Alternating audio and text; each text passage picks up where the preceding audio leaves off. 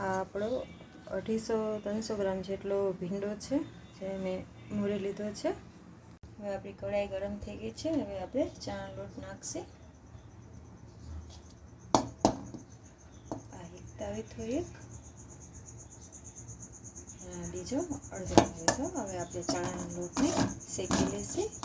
જો નીચે આવી રીતના દાજી ચડીને આપણે ગેસને ધીમો રાખવાનો છે। ગેસને ધીમો રાખીને ચણાના લોટને શેકવાનો છે। આપણે ધ્યાન રાખવાનું છે કે તે નીચે દાજી ના જાય, નહીંતર શાકમાં દાજેલા ચણાના લોટની વાસ આવશે।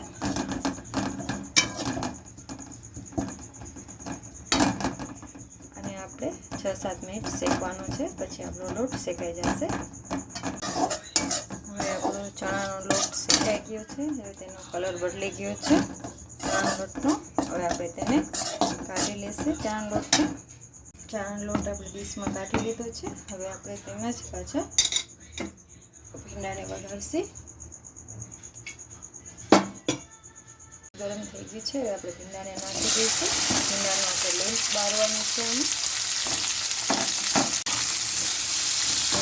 મીડિયમ ગેસ રાખીને ભીંડામાં જે લેસ હોય છે, ચીકાશ તેને આપણે કાઢવાની છે। 10 મિનિટ તેને આવી રીતના ફેરવતું રહેવાનું છે। આપણે મીઠું નાખી દઈશું। મીઠું ને હળદર બે,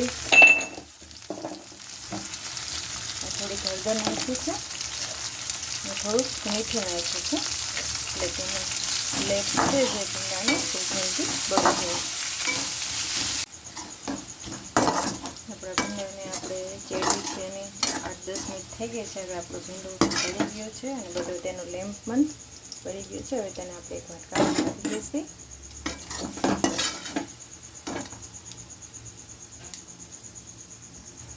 આપણે હવે જેમાં ભીંડો આપણે ચડાવ્યો છે તેમાં થોડુંક તેલ નાખીએ અને ભીંડાના શાકને વઘારી નાખીએ।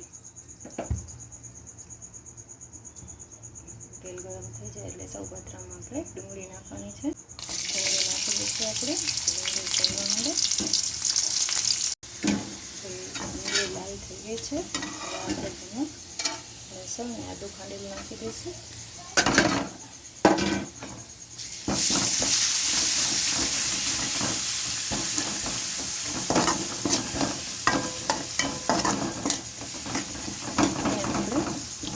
લસણ સુગંધ આવવા માંડે, લાલ થઈ જાય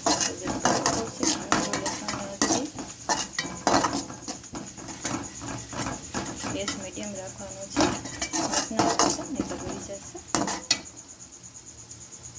હવે આપણે મરચું નાખી દઈશું પાવડર અને ધાણા જીરું નાખી દઈશું। તેલ નાખીએ એટલે તેનો કલર સારો આવે, સારું બને। હળદર તો આપણે પહેલાં જ નાખી છે ભીંડાને ચડાવવાનું, તો એ પણ ટપકી એક જરાક નાખી દઈશું। થોડુંક મીઠું નાખી દઈશું।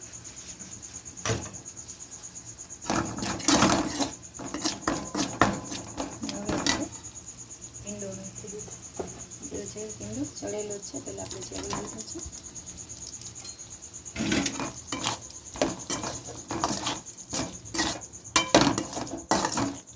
મિક્સ થઈ ગયું છે। હવે આપણે તેમાં કાચા બી નાખવાના છે। કાચા બી નાખી દઈશું। એક મુઠ્ઠી જેટલા મેં ખાંડા છે। તમારે ટેસ્ટ કરી લેવાનું છે કે મીઠું બરોબર છે ને, બરોબર ના હોય તો થોડુંક નાખી દેવાનું છે। જય માતાજી, મારી ચેનલને લાઈક સબસ્ક્રાઈબ કરી દેજો। હવે આપણે થોડો મેગી મસાલો નાખીએ અને આ થોડો એવરેસ્ટનો કિચન કિંગ મસાલો છે, તેને આપણે થોડોક નાખી દઈશું।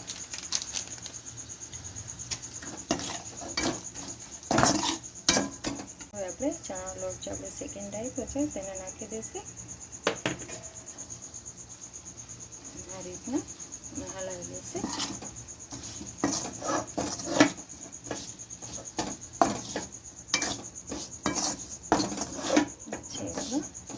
ચણાનો લોટવાળું ભીંડાનું શાક।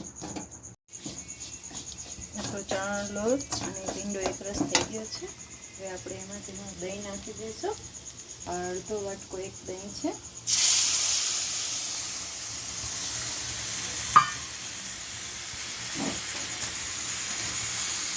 થોડોક ગરમ મસાલો નાખીએ એમાંથી અને ધાણા ભાજી અને હવે આપણે તેને એકરસ કરી લઈએ.